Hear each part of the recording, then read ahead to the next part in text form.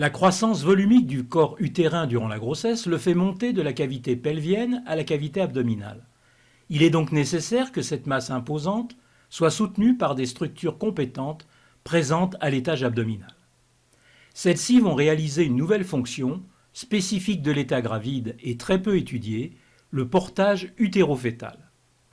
Le mode de portage utéro-fœtal et sa modulation sont très facilement accessibles à l'examen clinique si on observe la posture maternelle. Cette posture est organisée par une nouvelle répartition du tonus des muscles abdominaux, eux-mêmes modifiés anatomiquement par l'état gravide. Elle est variable d'une femme à l'autre, car il existe plusieurs solutions pour maintenir le corps utérin. L'intérêt que l'on peut porter à la posture maternelle de portage utéro-fœtal a un double impact. Comprendre son organisation tonique et dynamique et sa modulation par la femme, s'interroger sur ses conséquences obstétricales.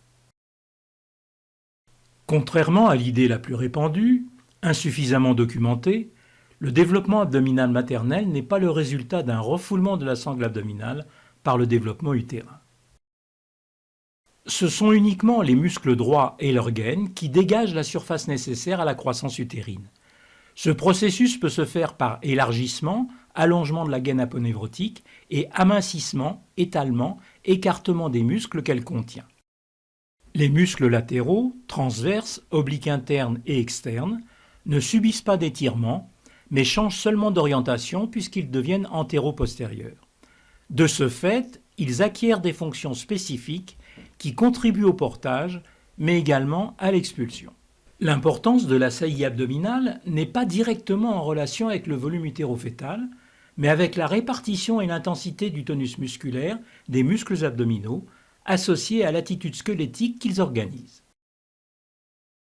L'hyperlaxité ligamentaire de la période gravide, associée à la modulation du tonus des muscles contenus dans la gaine des droits, joue un rôle fondamental, mais son expression dépend de la répartition du tonus de ces muscles.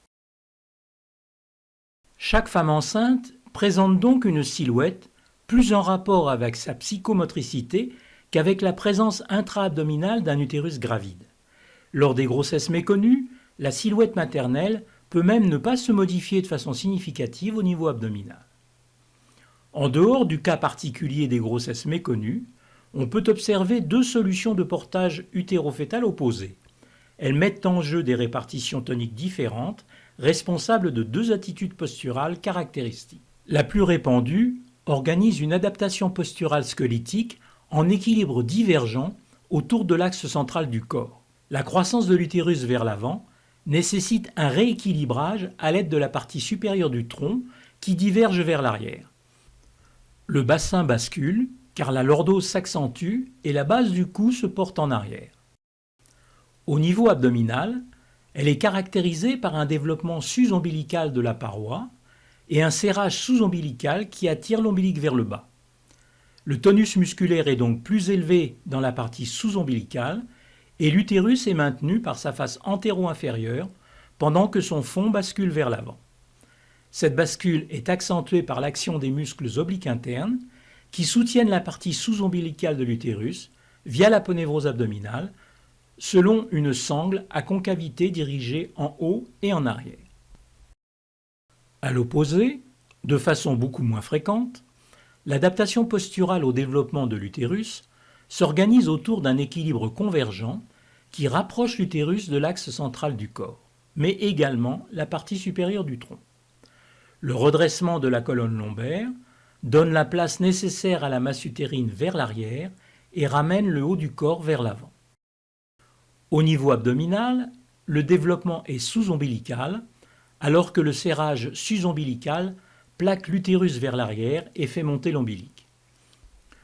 Le tonus musculaire est plus élevé dans la partie sus-ombilicale et le fond de l'utérus est refoulé en arrière, pendant que sa partie inférieure peut descendre dans l'espace dégagé au niveau suspubien. Ce serrage de la partie sus-ombilicale de la sangle abdominale est renforcé par l'action des muscles obliques internes insérés sur les crêtes iliaques. C'est une sangle à concavité dirigée vers le bas et l'arrière qui plaque l'utérus sur les structures abdominales postérieures. S'ils semblent opposés, ces deux types de portage ont la même efficacité, mais des conséquences très différentes sur le niveau de la présentation.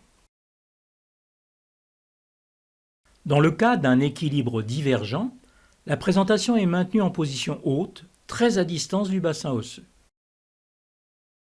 Ce portage en soutien sollicite un tonus élevé à la fois abdominal, sous-ombilical, mais également pectoral pour soutenir les muscles de la sangle à concavité supérieure qui s'insèrent sur les côtes et doivent y trouver un point fixe solide.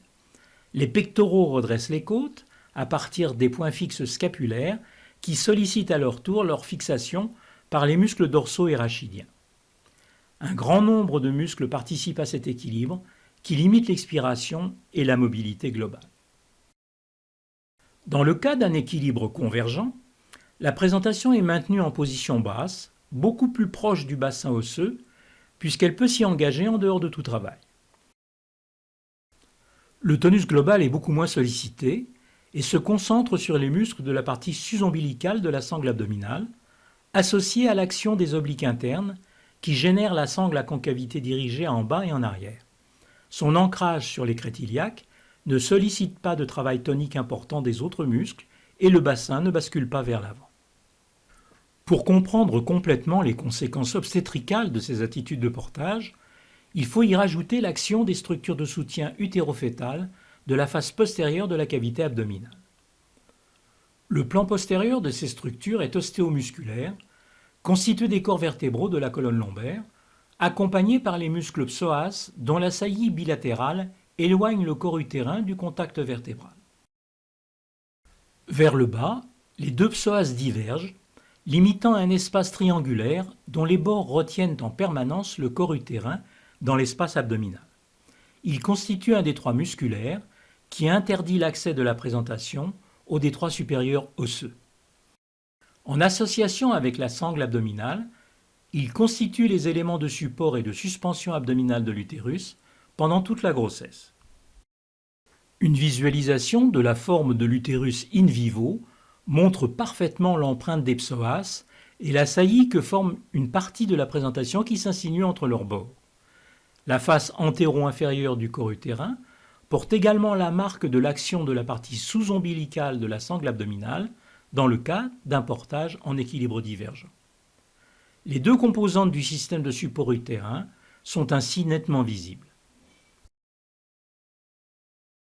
La visualisation du fœtus in utero montre bien que le plus grand diamètre de la présentation est retenu par le détroit musculaire, dont la résistance tonique interdit la descente à un niveau suffisamment bas pour que la divergence des psoas lui laisse passage.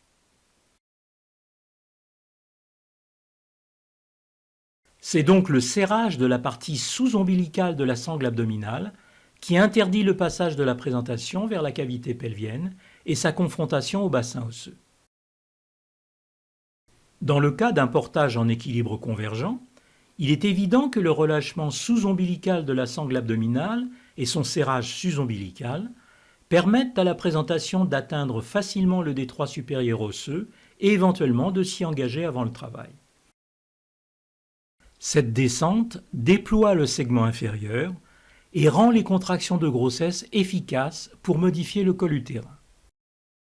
Le passage d'un équilibre divergent à un équilibre convergent à proximité du terme semble donc un élément favorable à l'eutosie. La posture de portage est réglée par la répartition du tonus musculaire qui n'est pas accessible en tant que perception consciente. Elle correspond à la représentation psychomotrice que la femme se fait de son état gravide. La posture et l'activité physique de la femme enceinte dépendent de la culture et sont fortement influencées par l'entourage familial, amical, mais également par les avis exprimés sur les réseaux sociaux ou dans les émissions télévisées. Il est pourtant possible d'attirer l'attention d'une femme enceinte sur les nouveaux outils abdominaux mis à sa disposition par l'état gravide. Il est en effet facile de vérifier sous échographie que le serrage de la partie basse de l'abdomen, repéré par la rigidification de la gaine musculaire antérieure, fait monter la présentation, et que le serrage de la partie haute, objectivé sous la même incidence d'échographie par le relâchement de la gaine musculaire suspubienne, fait descendre la présentation.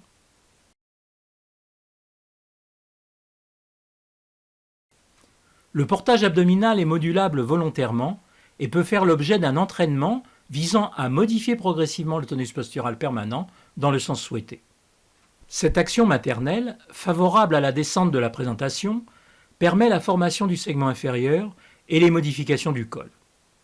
Mais elle peut également avoir une action favorable sur l'initiation du travail, en facilitant l'évolution des contractions de fin de grossesse vers les contractions du travail. Les mêmes gestes abdominaux contribuent ensuite à la bonne efficacité des contractions pendant le travail, puis à l'élaboration des gestes expulsifs.